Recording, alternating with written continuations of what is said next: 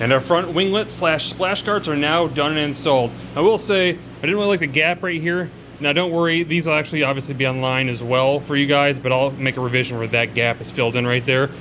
I don't know if they work, but boy, they look pretty cool. Reminds me again of those kind of the winglets in the front of the new leader bikes. Just kind of cool looking. Anyhow, let's move forward.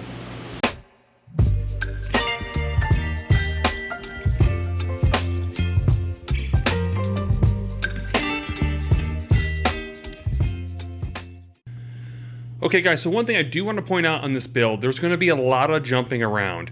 And the reason for that, this wasn't a plug and play situation that's been done before. It's never been done before, and because of that, I'm going to have to go, let's say, from engine to wiring to exhaust to this to that, back and forth to make sure everything lines up and fits and that I'm able to access everything, I should say. So bear with me on that. I just wanted to point that thing out. With that said, let's keep moving forward and let's get into it. Alright, and so moving forward, we're going to start working on some of the wiring and then obviously plumbing the fuel pump itself. I think I already shared with you guys that I wanted to get that done because if I put the exhaust on, I can't reach any of the connectors down there, so it's very important that we get the wiring done and then figure out where the ECUs get mounted because it used to be mounted to the airbox, which is no longer going to be a thing, so I got to make a mount for that.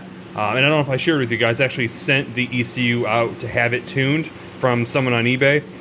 It's the top tune, so it's probably 110 horsepower, so it's going to be the equivalent of what the XP was. But one of the main reasons I did it wasn't just for the tune, it was for the IBR delete. So with this IBR not being here, or at least not being back there anymore, what's going to happen is your skis automatically go into limp mode and you're going to get that 5 mile an hour not moving anywhere. So I didn't want that out for obvious reasons, so I had him detune that, or I should say tune that out as well. So we're waiting to get that back right now. It'll be here soon, but for now we're going to move forward. We're going to get all this wiring and then probably again the fuel line pumped in.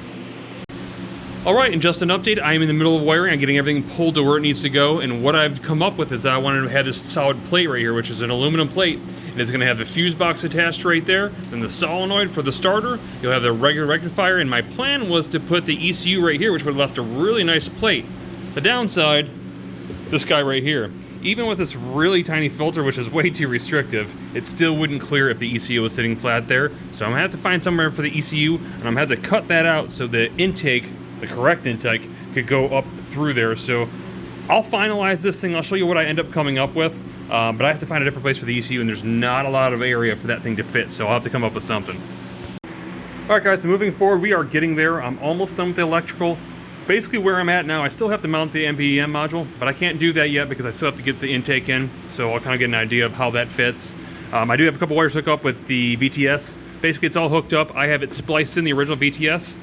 Rated terminals here that will go right to the battery, and then there's a purple wire that will come off the VTS that will run all the way up to its accessory power, which will be a accessory button I talked about right here, and then obviously the 3 wires that will run to the actual switch here that will control the original VTS perfectly or flawlessly, or should anyhow.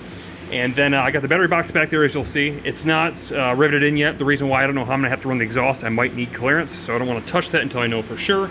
That's pretty much where I'm at. Right now I'm throwing on the exhaust manifold. I'm going to start pretty much mocking up an exhaust to see what I can fit inside this hole. And wish me luck, we'll see what comes out.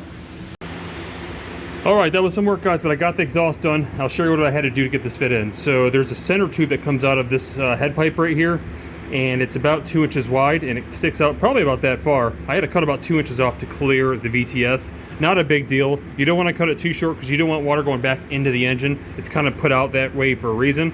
But it was good enough, I think, with 2 inches out. It still sticks like out to here, so I think it's good enough. Anyhow, you can see it's fully mounted on, and it's solid. I can move the whole ski with it. I don't even have a mount here yet. It's so solid, I don't even know if I need it. But it goes back, and I had to use tubing they already had, so essentially it comes up, rounds, and then down in. So that's all really solid and good. I think everything's good on it.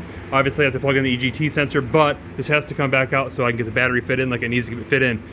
So before I jump forward, let me get that in, and then we're going to start working on the cooling process. Alright guys, so I'm moving on to one of the final things on electrical, and what I'm trying to do is get the VTS hooked up to the buttons up front. Now the problem with the buttons that come inside this thing, they aren't a typical switch. So the switch that comes inside the XP actually has 3 wires, and if you look at it, this is what the wires do right here. The main wire is the black wire, is the signal wire, and then you have a green wire. You'll see it right here, green with white tracer. This particular one brings the trim down, and then the blue with the white tracer brings the trim back up. So basically it's a single power wire, and when you press one, it goes one way. When you press one other one, it goes the other way. It's kind of straightforward. The problem is with the VTS switch for the spark, you'll see it's got 3 wires, right? Middle one's cut out. There's really no wire in there, and that's problematic because that is not a supply wire like it is on the old school one. This is some kind of CAN bus system, which means it won't work. So now I have a headache to figure out. And here's where I'm at with that headache. These are our XP buttons that are sitting inside here. I think what I'm gonna have to do is get these things glued and set in, and then I will 3D print a TPU cover for the buttons on this thing. But you'll see when I pop this thing off how they're sitting in right now. You'll see the original harness only has 2 wires on it right here, and the original harness for the XP obviously has 3 of your signal and again your up and downs. So I'm gonna have to get those fitted in to make them work. Once I figure that out, I will 3D print, I guess, a TPU button scheme for it, and then, well, hopefully that works. All right, so there you have it for an update. There is our wiring. We took the original wiring all the way back from the VTS, ran it right through into the OEM harness of the Spark, back through, and then we used, again, the original switches from the XP. They're hot glued in, they're not gonna go anywhere. And then I went ahead and 3D printed a switch. You'll see right there. It fits in perfect place right there. So I'm gonna bundle this thing back up, but I wanted to show you guys exactly what that looked like if you guys were trying to do the same thing. Okay guys, so getting back into it, today we're going to be working on the cooling system. Now, as I shared with you, this is an open loop system. It's no longer going to be closed looped, which means that we're going to be pulling water from the dirty seawater back into the ski rather than having a closed radiator side. Now, this was a hybrid design before, whereas the cooling system on the engine side was closed loop, so it had a radiator or a water-to-water cooler built into the bottom that never really touched seawater, and then it had open loop for the exhaust system where it sucked water in from the jet and then pumped it back out through the exhaust. Now, we're going to change things up a little bit different on this one. Now, what you'll see right now is a picture I'm putting on the screen. I understand it's not the greatest picture, but this will give you kind of a simple idea of some of the parts that we're using to get this thing working. Now, the blue line symbolizes cold water, and obviously the red symbolizes warm water, just like you guys see in your sinks at home. If you look at the bottom right-hand corner, you'll notice that the jet pump is, well, kind of faded, is down in that bottom right-hand corner there, or side right-hand corner. And there's a line coming off that is our supply line. So that's basically pumping water and pushing that water from, or I should say pulling that water from the lake up into the strainer that you see in the above picture. Now, that strainer is a cleanable, serviceable strainer. What that means is that if I was to suck up some gunk in the water, I could pop that clear plastic cap off it, and that would allow me to dig out whatever chunks of media or whatever's inside there to remove it to get a clean filter system again. Anyhow, we'll run through that, and it will run to the very front of the motor, as you'll see here, the blue going into it. That's the inlet where our water pump is. And then, obviously, the water pump will pump that back out, turning to red. It's going through the system, or through the engine, coming back out, and it's going to go into the exhaust now, the very front side of our exhaust header.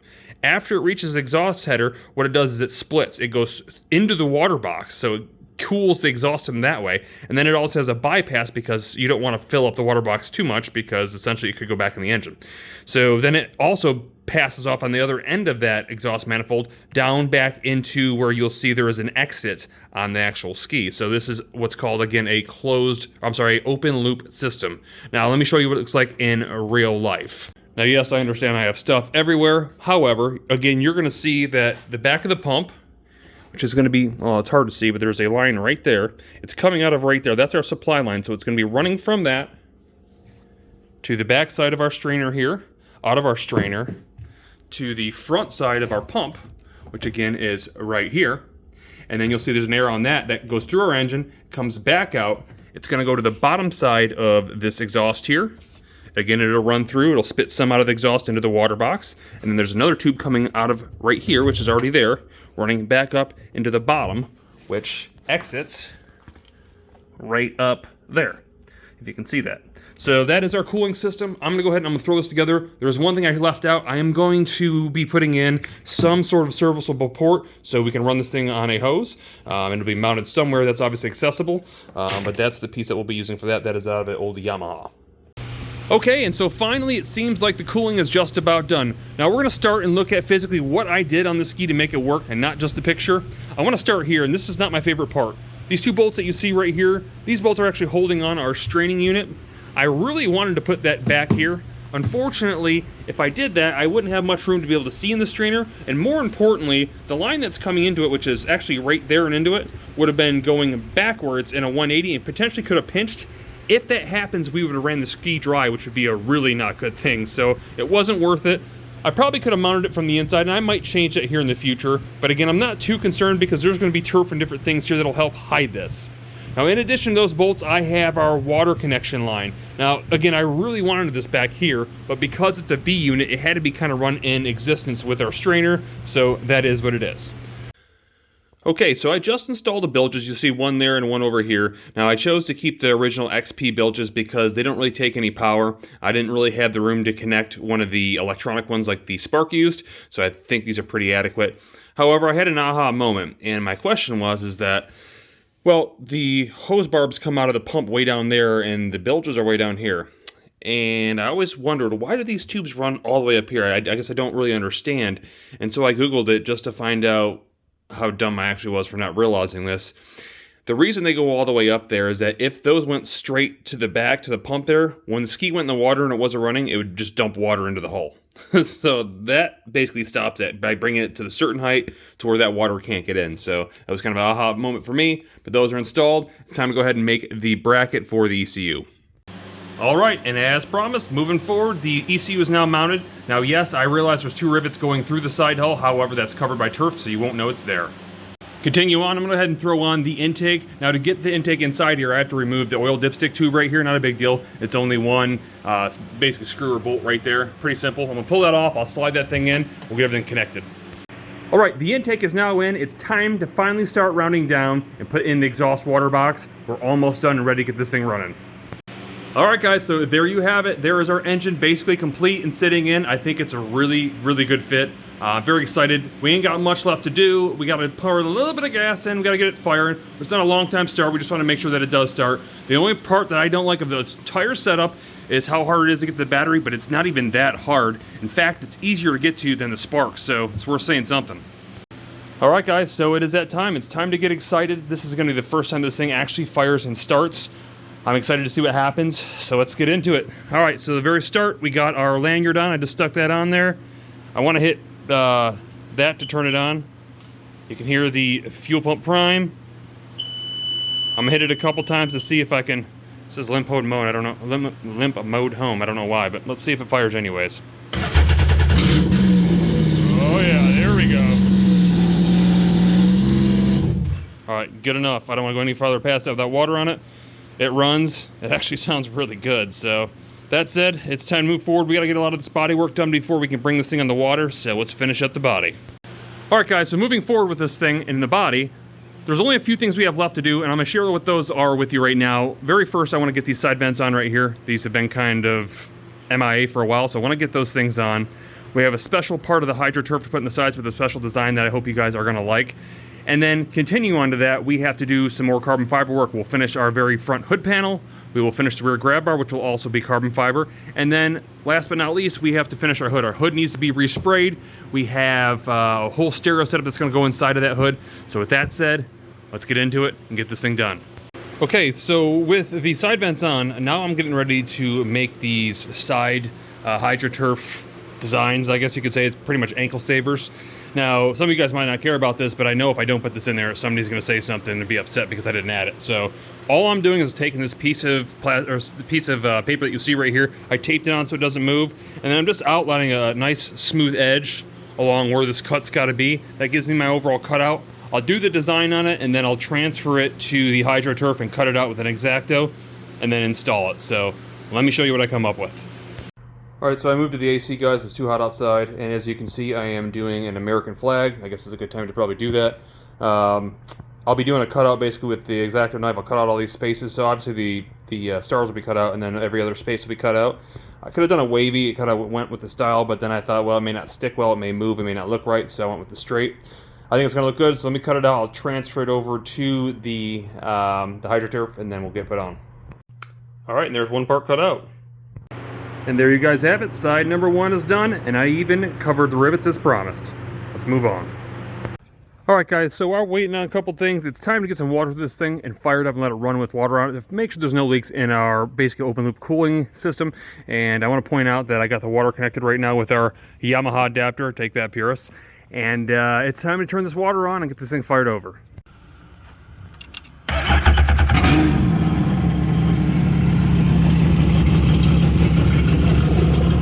See water coming through, that's good.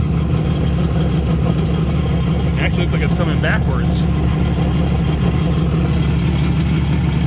Alright, I'm gonna let this run for a minute, guys. I am going to monitor it to make sure everything's alright, but it looks like we got water coming out and it's doing kind of what it's supposed to do, even though it's got low fuel.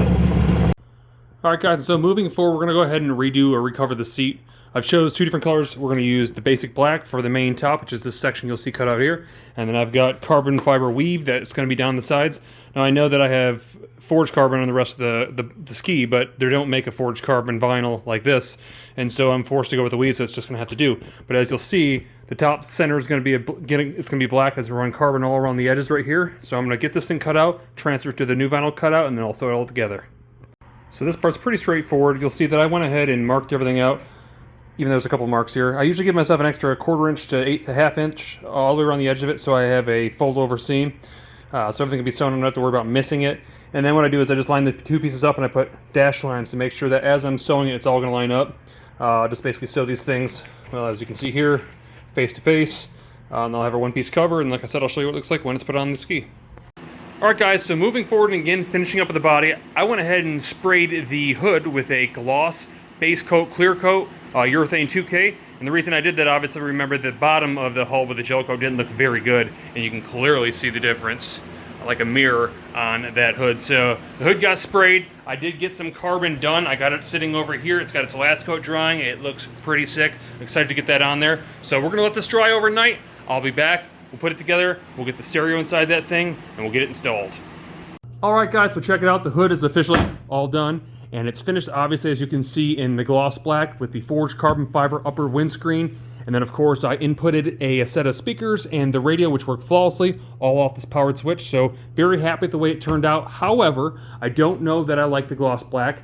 I did it to mimic the bottom of the ski, and I just don't know that it goes that well. I think because the HydroTurf is black, it looks kind of like a gray. I think it might almost look better in a charcoal metallic gray, and that's what it was originally going to be when it was going to be orange. But whatever, it is what it is. For now, it's staying black. Let's move forward. I do have to get this seat cover stapled on, and we have to get the rear forged carbon fiber grab bar put on. So let's throw that on, and this should pretty much complete the ski on the outside. That's on and looking fantastic, if I might say.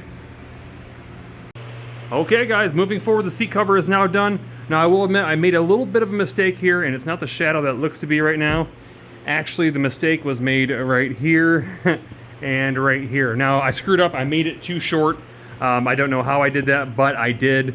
And I tried to stretch it with heat, and I stretched too much and simply just ripped. But other than that, the seat came out really nice. So it was really a good, I did better than I would expect I would have done with a sewing machine. But one little scrub. Anyways, it'll get redone at some point. It's not getting done right now. It's not going to stop this build from being complete.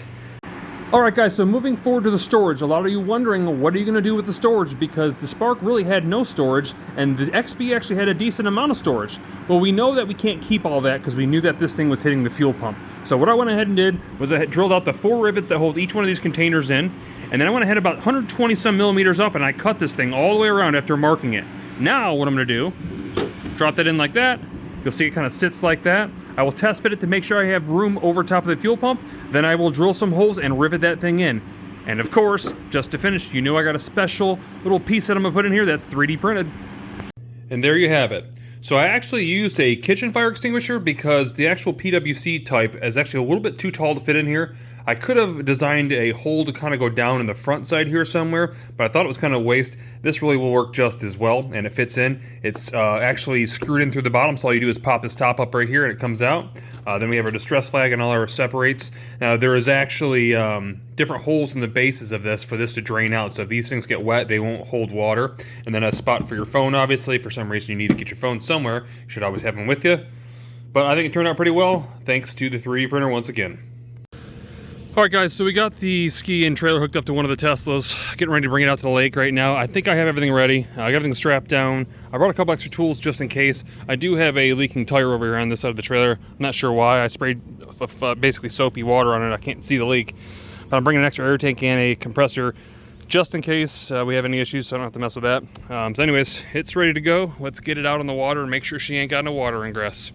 All right, guys, so here we are at the lake. We are going to test the ski. I got to get this thing back in the water. I will pull the seat off, and then we're going to look down at the carbon seal to make sure that there is no water coming into the ski first. We'll get it running after that if it's not, and make sure that's still not coming in. And then if it's not, we're going out there. All right, guys, so 3 of 3 problems actually happened. I knew they were potential. I wasn't sure if it was going to happen, but they did. Obviously, the first one was water ingress. We knew water was going to come in at that carbon seal. I knew there was a good chance, just because it's slightly higher than the XP normally sat. So all I really need to do is hopefully angle that so it sits a little more flush. Hopefully it's nothing crazy where I have to pull the pump and do a different setup, but that is an option that I might have to do. So that's problem number 1. Problem number 2 is exhaust is still getting hot, which means that this tube that is going right here to the jet pump, which is our dump tube, needs a 1/2-inch ball valve in it. And that will allow me to adjust how much water is being dumped out as opposed to going through that exhaust like it should. Problem number 3, and I knew this was also a potential problem, was that it went back to limp home mode, and all that is the actual ECU, which is down in there, has a pinched wire the way it's sitting, and when I had it turned off, and when basically the ski probably got pulled on the trailer, it probably moved enough to put it back into limp mode. So I just have to basically adjust that and tighten it down so that won't happen again. But 3 somewhat similar, easy problems that could be fixed. And what I'm gonna do right now is I'm gonna go back, I'm gonna fix them because it's like 100 degrees outside. I'm not staying out here, so I'm gonna go back, I'm gonna fix that. We're gonna bring it back to the lake. We'll do a round 2, and hopefully we'll have better luck at that time with those problems solved. All right, guys, so I have adjusted this to be tighter. You'll see I put a zip tie in the back. That's kind of a trick you can do in these Seadoos to help push these unions forward to hold the carbon seal to that metal ring right there, or the metal, whatever that's called. Anyways, that sometimes works and sometimes it doesn't. So I'm not 100% hopeful it will. And so here's what I'm gonna do. Initially, I was gonna use the original spark unit because I could have put it on this back ledge right here, if you can see that, and then obviously the front motor. Then I realized that, well, it's not long enough. And so what am I gonna do there? And so what I've decided to do was, again, make a 3D printed part as usual. So I'll be using a flexible filament, and that filament will basically go over top of this and over top of this. It's just a sleeve, so it'll be big enough that this clamp will come off and it'll go on the outside, but it'll be an extra barrier just to make sure that the water doesn't come through. Since this doesn't spin, I don't have to worry about it ripping or anything else, and even if it wasn't 100% waterproof, it would pretty much stop all the water as a second barrier. So I'm going to print that, I'll throw it on, I'll show you exactly what that looks like. Alright, guys, so solution to problem number 1, back there you'll see our ball valve. It was a pretty quick, easy swap out. This did have a Seadoo water connection, and it was actually, I flipped the hose, that connected to the bottom of the manifold. So I pulled that off since I didn't need that anymore, and I spliced in that ball valve there instead. It's probably about 3/4 of the way on off right now to hold back some of the water. Then I went ahead and 3D printed this as I told you about. This will be sitting right like so. If you can see that, it's going to line right up. Now I did make this again out of TPU. I did a 3mm shell, which just means that everything on the inside is 3mm thick. It does crush down a little bit thicker and harder than I probably would like, just because it's going to be a real pain to squeeze that to get the thing back on there. But we'll try it. If it doesn't work, I'll 3D print another one at 2mm. Let's get this thing on and move forward. Okay, and so with issues number 1 and number 2 solved, it's time to move to issue number 3. Now, I know again that the ECU is down here, and that when I basically maneuver that thing, the limp home goes away. Now, what I realize is that this harness right here that runs down past here, if I push down on this harness, what you'll hear happen is you'll hear the throttle body go click, click. That's actually the butterfly moving open and close. So something to do with that harness doesn't like the direction it's in. I moved it for now, it's working. However, on the water, if it gives us more problems, I end up having to pull the whole throttle body off and then reroute this wire to stop that from happening. All right, guys, so we're back at the lake for test 2. Problem number 1 solved. There's no more overheating of the exhaust. Problem number 2 with the leaking is solved. Problem number 3, we have is dealing with a check engine light, which is again the limp mode, which I do have to get fixed. I got it to come out for a minute. I didn't record it. I got it about 35 and I wasn't even flooring it, so it's doing pretty good, but it's time to bring it back and do one final go through, so round 3 should be perfect. Alright guys, so we're back here at the shop, and obviously we need to look into this whole limp mode thing. We're going to get that fixed once and for all, but before we do that, we obviously want to go through the ski and look at everything, make sure nothing failed, nothing gave loose, and more importantly, I want to inspect the jet pump to make sure that nothing came loose and there's no abnormal wear, and that the way the motor is mounted in there isn't hurting the jet pump, so we have to worry about failure while we're on the lake. Let's get underneath to check that thing out. Alright, if you guys can see that, hopefully the camera focuses. Jet pump looks absolutely perfect. I don't see any cuts, I don't see any frays, I don't see any gouges. The metal looks good, obviously, as it would, but the plastic wearing isn't tore up at all whatsoever from what I can tell. So I think that we're all right now. Let's go ahead and get inside this engine bay and make sure nothing shook loose.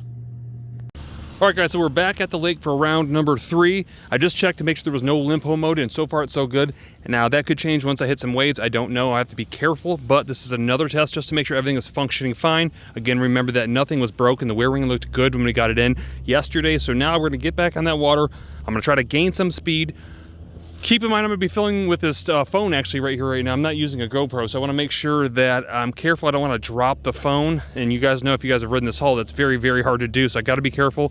Footage is going to be somewhat limited. However, keep in mind that we will be doing the best we can, and I will keep a GPS on to make sure I get top speed if I go top speed, and we'll see what it does.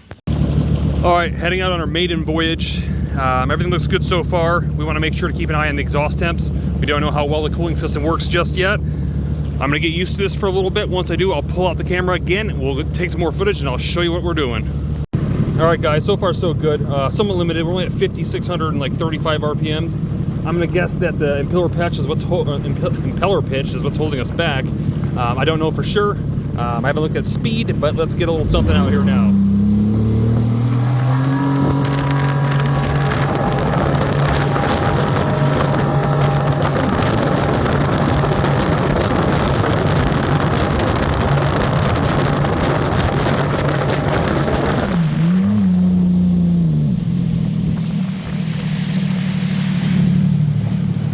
Alright, so the ski is running great. You can definitely tell it's limited. We're only hitting about 35 miles an hour. I don't know if maybe it's got a beginner key.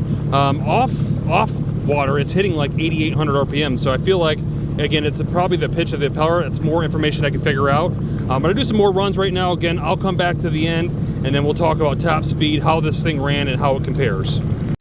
Alright everyone, well, we're out of the lake right now. It's time to take some glamour shots before we head back to the barn and take a little bit of time to talk about what we did and how it worked out.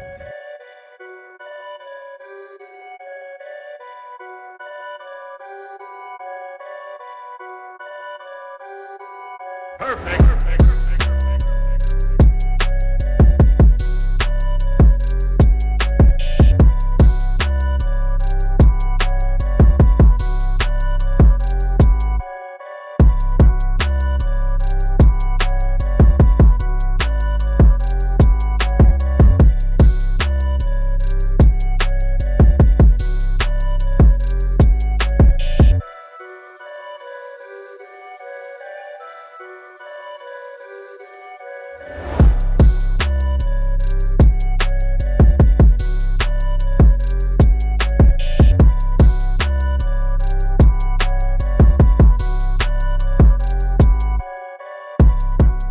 So I'm back at the shop now. Let's talk about what went well and what didn't go well.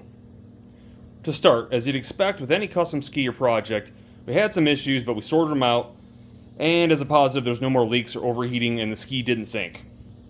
Also, on a side note, the finish of the ski actually held up pretty well, and through the little bit of riding that we did and taking it on and off the trailer, I'm pretty impressed that nothing got scarred up or chipped off the original gel coat. So far, from what I can see, one of the negatives is that the power button for the trim in the radio has a backlit LED, and essentially when you turn that LED off, there's still a light glow of light from the background, and while it's a slow drain, it is slowly draining the battery, so that's obviously not good. I need to address that. The other thing is that my splash guards slash spoiler splitters, they don't really work so well as far as splash guards work. As far as carving and being in the water, it's noticeably different, especially when you lean hard into the turns. It really grabs and it's a noticeable difference. The other downside to them is that you got to be careful getting on and off the trailer and them hitting the dock pillars, because it will eventually end up breaking one off, which would suck. But I'll have to revise that at some point, and I'll probably come out with a new design and upload that online for you guys. Yeah, so let's talk about how this thing compares to the Spark and the XP. That's more the important conversation. So in comparison to the Spark was really stable. It was planted partly because it's a larger, flatter platform, and obviously anytime you have that, it's going to be more stable ski.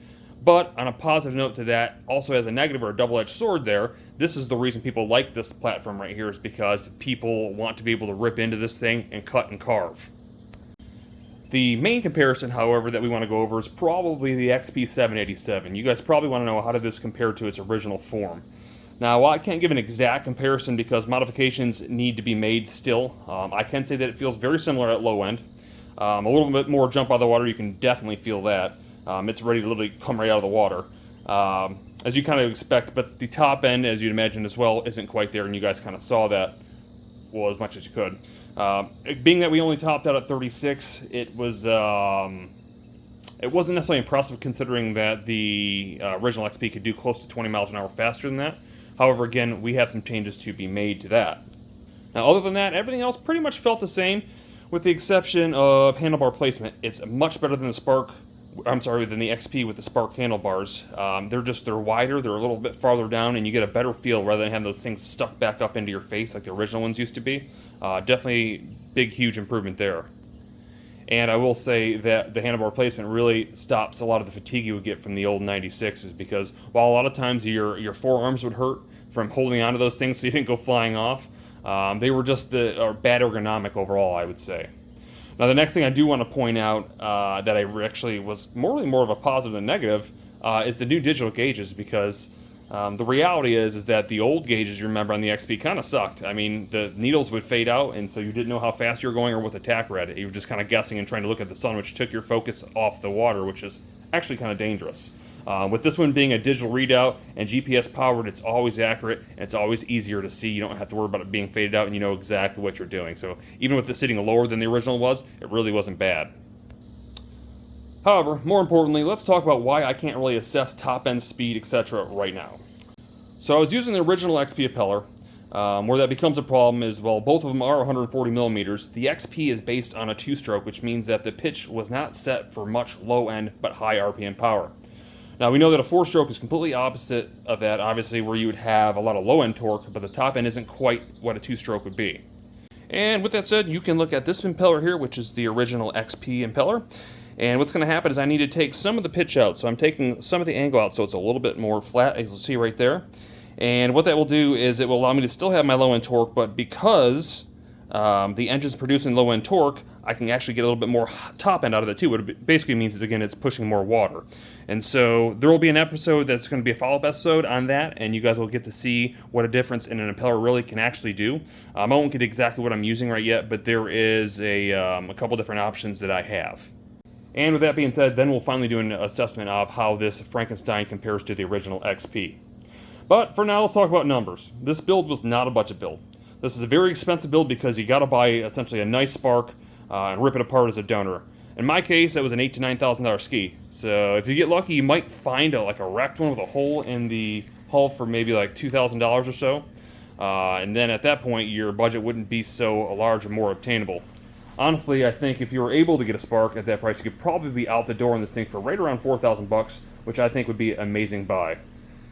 Alright, and with that said, that's the wrap to this video. If you guys like the content, definitely throw that thumbs up. And if you haven't already, click that subscribe button and the bell notification so you guys get notifications right when the new videos on this thing come out. I'll see you guys in the next one.